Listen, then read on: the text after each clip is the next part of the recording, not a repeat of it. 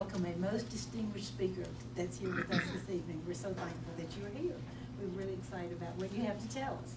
But she was the first black valedictorian from Cave Spring High School, and she also was one of the first black women to earn a graduate degree from Georgia Tech. She has a degree from State University of West Georgia and her doctorate from Emory University. And from Georgia Tech, it was applied mathematics, which is probably one of the hardest things I have.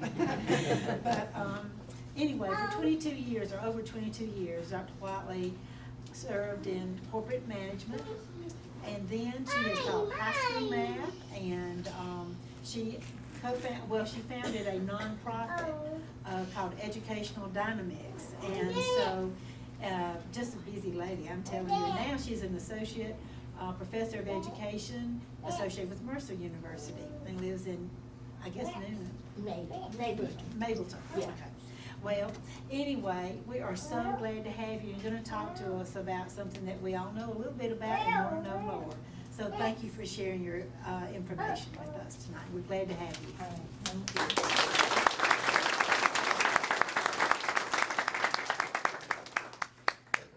Good evening, everyone. Thank you, Carol, and thank you for inviting me for today.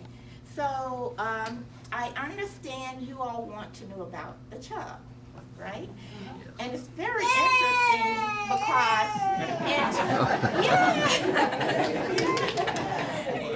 and talking with different ones, that's when we got here earlier, man, I was like, wow, you really know more than I do, or you know a part of the Chubb that I don't know. And that's very interesting because we come from so many different perspectives. So I'll go on and get started. Watch my clock so I don't run over. So the first thing I wanted to do is to provide you with what my connection is with the Chubb family. So as some of you have heard, some of you haven't heard, the story is that the 8 Chubb brothers, and there were 2 sisters, but they're always left off. We lost track of them. So I added them, Jane and Anna, that they moved here in the Chubbtown community. So my root starts there with the original 8 Chubb brothers, which we'll talk a little bit more about. And of those 8 Chubb brothers, Henry would be my great-grandfather of the 8. And then from Henry, his children, Alfred is my grandfather, and then Elvira is my mother, Elvira Chubb Bray, and my father is Everett Bray. And by the way, Granddaddy married a Sams, which was Clemmie Sams. Okay, the people who had moved into the community. And you can't see that very well, but it's a picture of. Just cut the light Okay. off.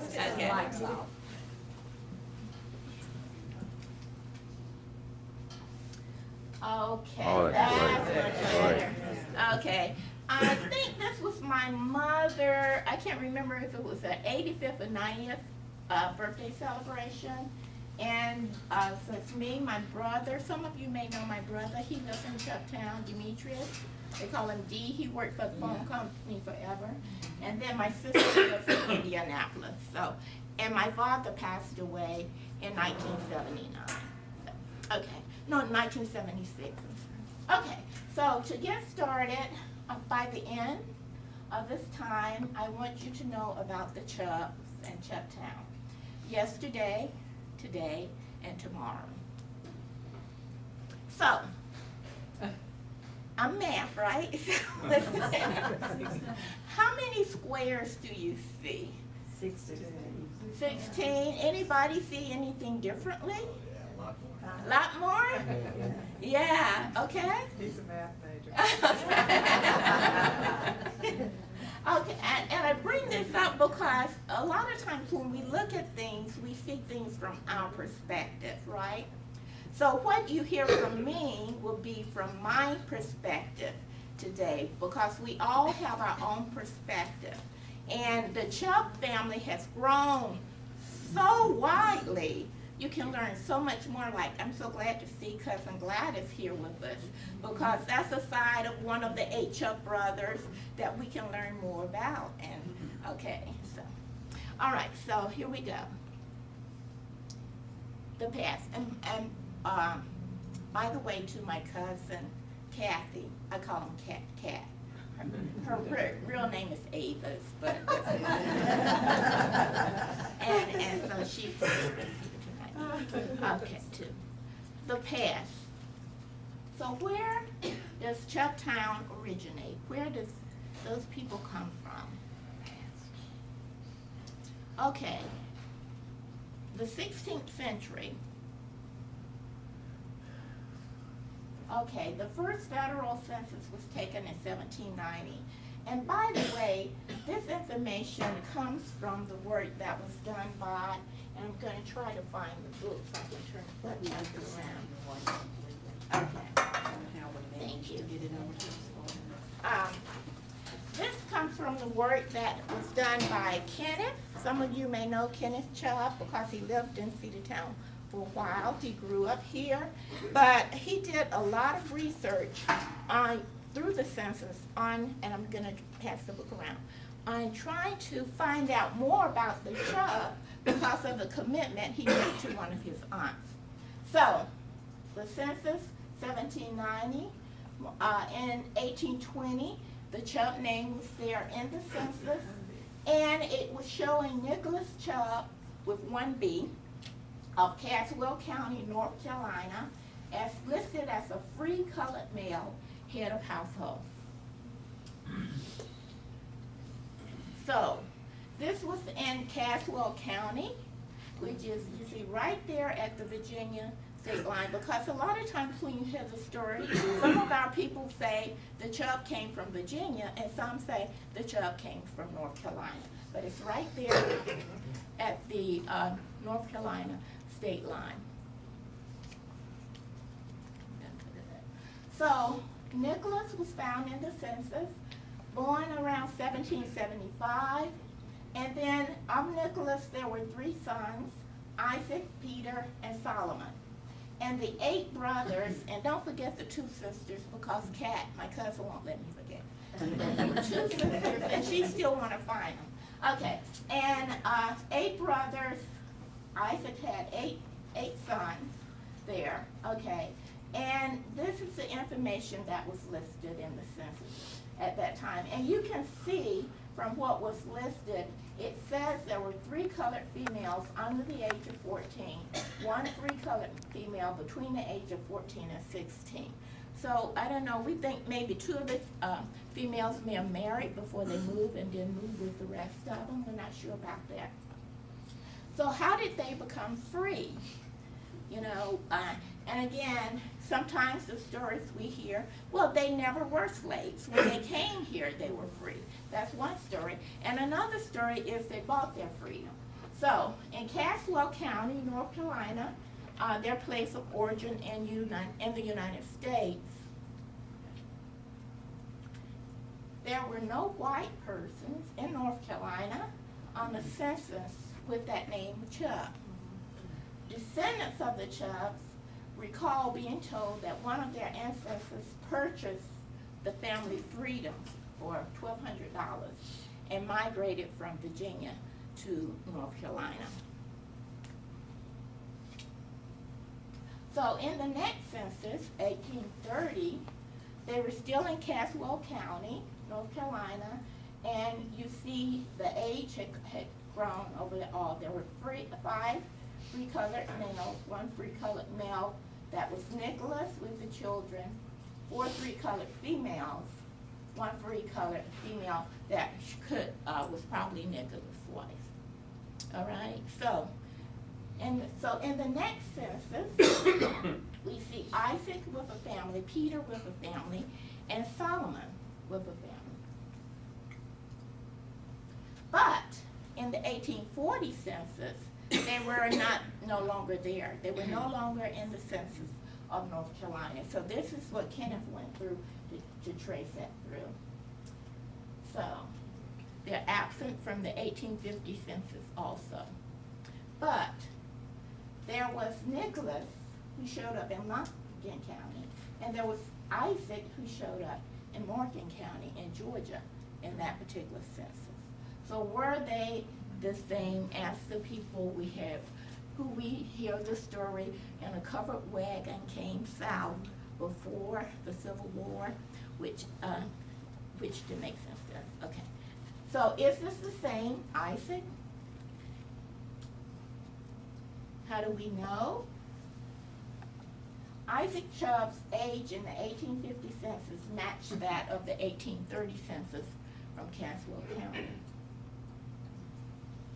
And North Carolina was listed as his birthplace. Furthermore, Isaac's occupation was shown as the same, which was a blacksmith. So, iron smithing, just a little background there, was a technology that originated in West Africa. And when the slave trade started, Africans they brought the technology with them to the South. So they were highly valued in the South for their technology. And so they created effective tools along with niche decorative architecture from the blacksmithing trade that they had at the time. So one of the questions, and you can help us answer this, because our question was, why before the Civil War with slavery would you want to come further south if you're a black person, right? Does it make any sense? So that was like, why in the world? So we've had a lot of speculation over that. And one of the things, my thing was, they had this technology that people needed. So that's why they moved here. But then why was it more needed here in Georgia than somewhere else? You know, and my cousin, and I never thought about this, when we had our family reunion this July, his theory was this was during the gold rush time. And that because of it, and you can see where they moved, you know, in a Dahlonega general area, that probably their trade was needed in that particular process in some way. And maybe that's why they moved. But we don't know. Okay. And that's something we still really don't know. Cousin Gladys, do you have any idea? No, I really don't. I only just remember things that my father taught us. Uh-huh. Okay. And it's a little different, but pretty much the same. Okay. All right. Yeah, so anyway, we have all the different stories about that.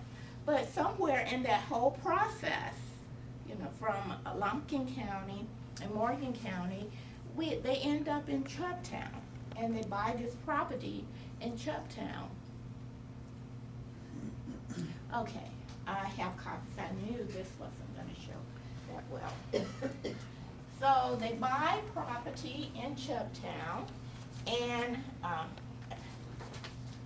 they form this little community in Chubbtown overall, with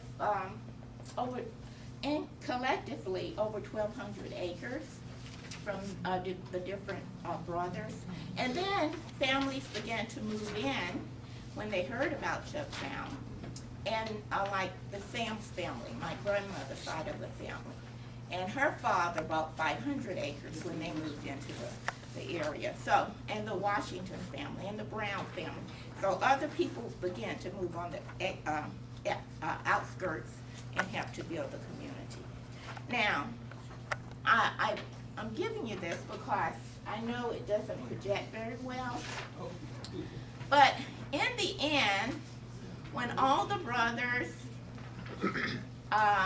were here, the 8 brothers, and we're thinking the 2 sisters also, that they began to form the community along the little Cedar Creek there in Chubbtown. Do you know where the church, Chubb Chapel United Methodist Church is located? Okay, all right. So it is right now, it's the only standing structure besides some of the homes in the area.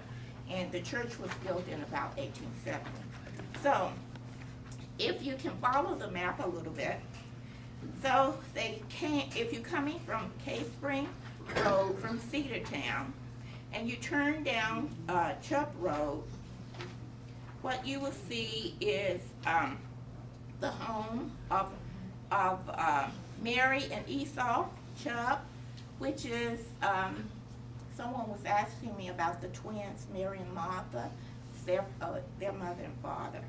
Okay, and then on the opposite side there, okay, like Cousin Gladys still live in that particular area now, but there was a casket company and there was a syrup mill that ran close to the Big Cedar Creek. And you see the grist mill there on the side. Okay, and as you go on down, you see 7 where it says Mr. Pittman's home. Now it's Miss Burt's home, right? Yeah, okay. And the steps are still there from the grist mill. There still are stone steps going up from the creek. Okay, okay. Okay, very good, because I need to come visit you. Okay. Carol, we need to arrange a tour. Okay, right. Okay, and so now the Burks live there. And on the opposite side, you see the Chubbtown Volunteer Fire Department. The building is a rock building that's still there that belongs to the church. And then the church, there was a post office, there was a sawmill, there was a lodge, there was a distillery, and they all ran along the Spring Creek there, and the cemetery. So the cemetery and the church are the 2 standing structures now. And so you'll see wagon company, blacksmith shop, meeting hall, Demetrius Bray, that's my brother. He lives there close to the creek now and across from the cemetery, okay? But this gives you some idea, and again, this is for debate also as to where the different things were located. This was drawn from my mother's best recollection and Kenneth getting together to put this together. But it was a self-sufficient community, which I understand shared with inclusive, bringing people in to the community.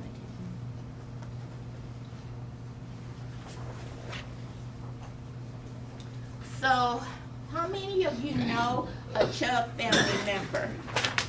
Look at here. Yeah. All right. Okay. It's hard not to know one. Okay. Exactly. All right. That's my mother, who has been sort of the staple in our lives and has been a key one carrying on the history of the Chubb family. She started the Chubb Cemetery Memorial back in the 1980s, and we still do that every year. And that brings all the family together, and it also helps us to raise funds for the continuing upkeep of the cemetery. So if you have time, you know, you're in the area, go walk up the cemetery, look at some of the old sites, etc. Okay.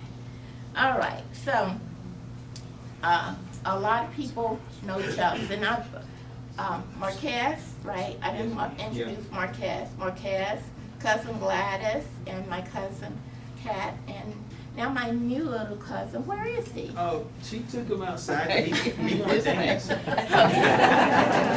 said he wanted to get down. He wanted to dance. Okay. Okay. So present, as I mentioned, the Chubb Chapel United Methodist Church. By the way, I brought a lot of different material. I don't know if you all have a chance to go through it, but I'm going to just pass some things out here. Okay. This is a homecoming booklet we had done one year, and in here, what we've done is try to record as many of the graves as we know that were in the cemetery. So this has become like a priceless piece of information that family members have. I'm going to pass that around.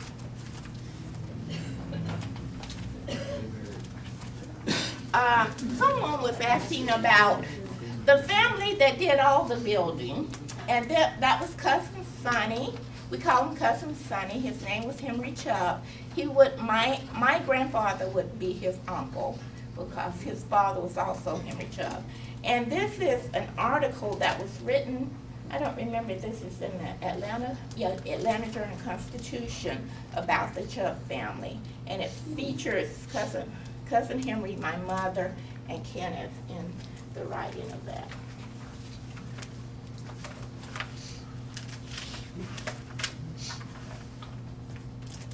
Oh, I have to pass these out. And we've been to try to reserve the history of the community and to try to continue to build on that. We've developed calendars, and the calendars features different places in the community. We did this in 2011. It also serves as a fundraiser for the church when we're trying to get funds in. And we also did this in 2015. And I just found this one, and I didn't even know I had it, Kat. And this is one that Elliot had created for my mother. Elliot is on the Sam side of the family, very involved in history, in 2005. And so those, that information shows information about the church and the cemetery, etc.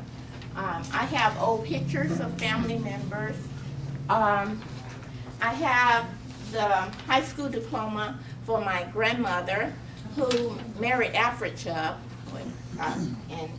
and she graduated from high school in 1914, and she and my grandfather were instrumental in starting first of all starting a school close to their property. They helped to build a school there, and also creating the first school bus for the students, our children in the community, because at one point they had the schools in the individual communities, so the kids went to school at the church or they went to the school at the lodge, etc.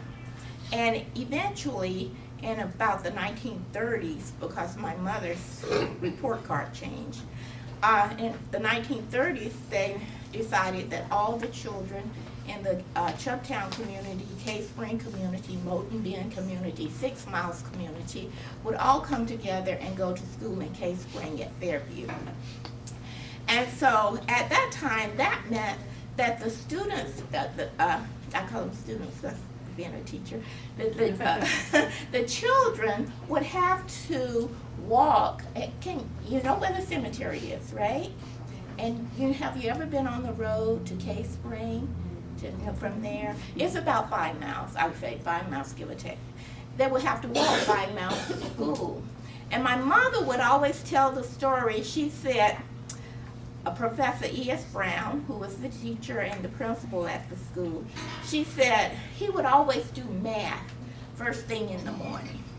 And she said that they would try to walk slow. and get to school after he finishes the math. But she said that didn't help at all, because he would always wait for him and everything. So my grandfather, during that time, knowing how far the children in the community had to walk to school, he concocted a school bus. He took an old truck as the truck part of it, and then built a bed in the back for the students to have some place to ride to go to school. And then he put my uncle, my mother's brother, Uncle Bud, we call him Uncle Bud, as the driver. So that's how they eventually got to school. Okay, so Chubb's everywhere, United Methodist Church, cemetery, etc. And that's our church that we're very proud of, and we try to maintain to the best of our ability while not changing the structure overall, because it is on the National Register of Historical Places. And I will say, we have a little annex on the side now, and usually when we have events at the church, our family are so supportive. Our membership at Chubb Chapel is very small, about 20, 25, you say, Kathy? I still come up home for church. We have service every second and fourth Sunday, and I come up, I play the keyboard for the church. But whenever we have any events, all the Chubbs just gather. Our church is overcrowded. We don't have room enough to feed them. And so we're in the process of expanding the annex right now, doubling the size of that to try to help with that situation. Okay, so I passed around the 2015 calendar, which features some of the homes in the Cedartown community today and in the past. Okay. I mentioned the cemetery, and it's located on Chubb Road also. And my brother, Demetrius, who's right across from the cemetery, serves as the manager for the cemetery. Okay. Pictures of Chubb Road. This is down near Lions Bridge Road, near Big Cedar Creek.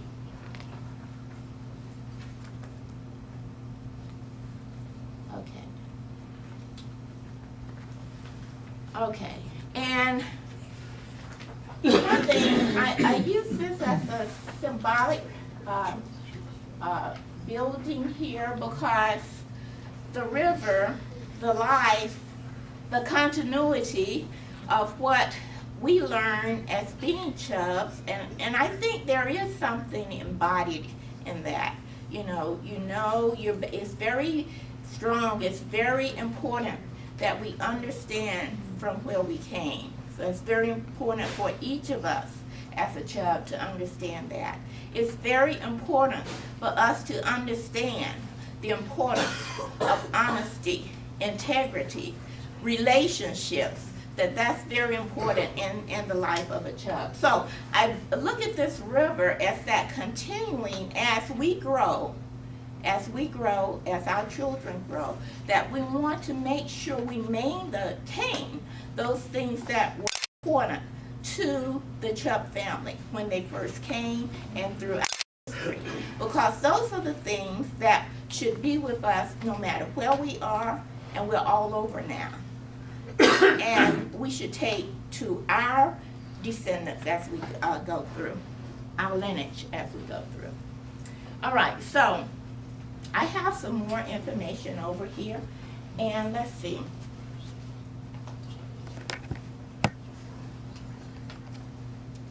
And I'm looking at my time because it's just about,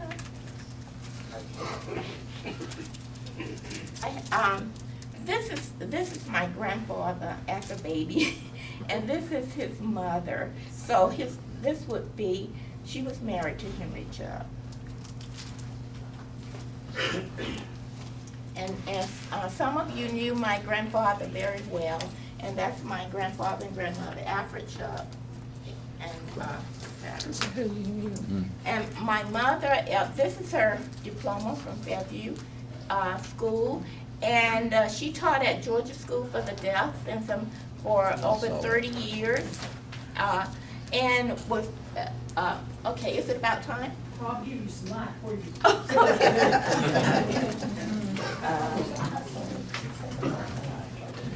And by the way, my mother is still living. She's 95 years old.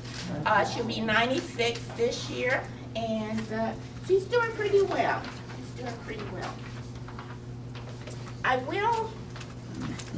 Some of you may know the Sams. As I said, they moved into the community.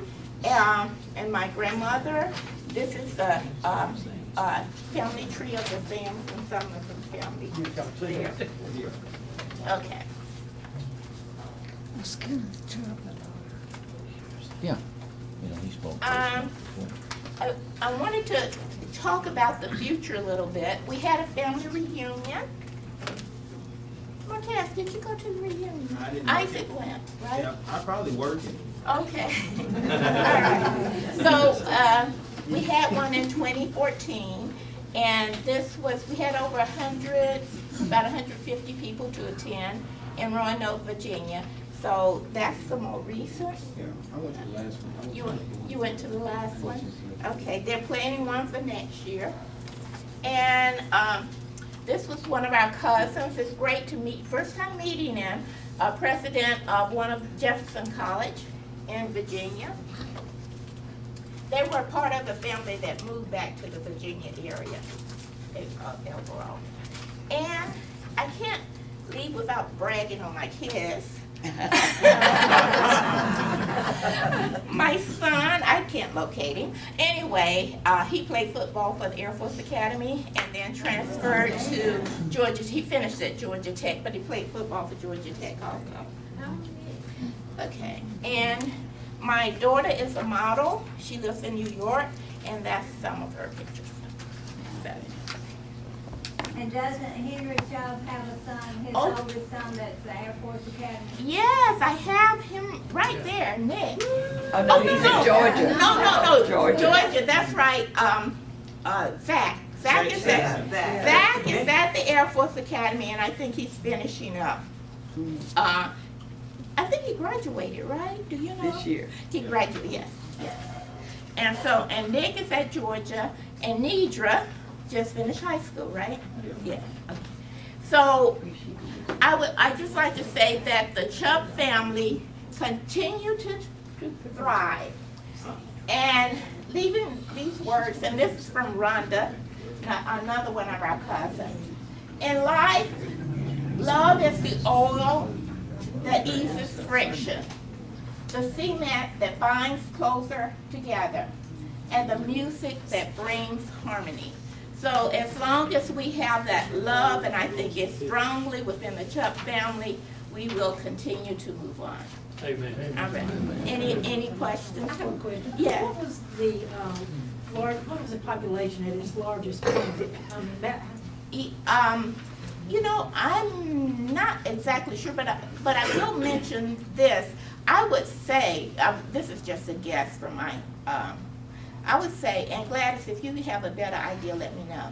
I would say maybe around 500 or 600 or more, but there were many big families, wasn't there? It may have probably been more than that because kids had, families with 13 and 14 kids and that type of thing. But what happened, the community was thriving, and then in the 1930s, there was a major flood. And you could see from here that a lot of the work and everything that the family did was along the creek bank. And all of that was destroyed. So in addition to that, a lot of people were, I guess, getting tired of farming, and they heard about the great jobs in the north. So we had a migration of families in Detroit and Columbus and Chicago, a lot of families that moved up that way during that time. So the community began at that point to decline. Mm-hmm. Was Henry Chubb the first one that done a lot of the rock work around here? That's what I was gonna ask, about the rock work. Henry, cousin Sonny, whose father was Henry, one of the 8 original, well, let's go back again, because they use the same name over and over again. Because cousin Sonny, who was Henry, his father was Henry also, and his grandfather was Henry. So that's what's so confusing. But cousin Sonny, the lake that's over, I'm not sure if I'm pointing in the right direction, the lake and the rock around the lake over there in Cedartown, over Lake Drive. Yeah, I know he did the work over there. And Henry, and then his son James, and now and also his grandson is named Henry, so the name's going on. Henry and BB, we call him BB, and it's James B, who works at the deaf school and teach stonework, etc. I read where the women's building, that the Chubb family done stonework on it. Okay, all right, good.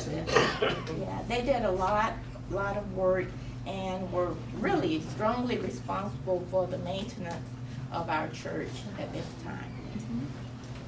Any other questions? Yes. Did they do any of the stonework at the Ford buildings up in Berry College? I'm not sure about Barry, but one thing I know they did, and there's an article, let me find the article on exactly the work that they had done. It's around here somewhere, and it may be here. But there was a church in West Rome, I think it's torn down now, that they had done the rock work there. So I'm not sure about Barry, I have to look it up. That was the West Rome Church of Christ. Okay, And the Kroger company bought that land to build Kroger Oh, out there. okay, yeah, and they did construct that They did church. that work. Yeah. Okay. Well, again, thank you all for having me, Carol. I know I was just rushing, like, my kids tell me, calm down, Mom. It's not that serious, but I appreciate everything.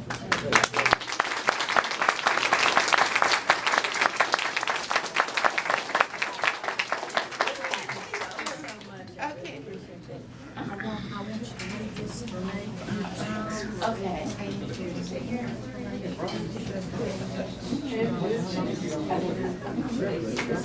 Okay.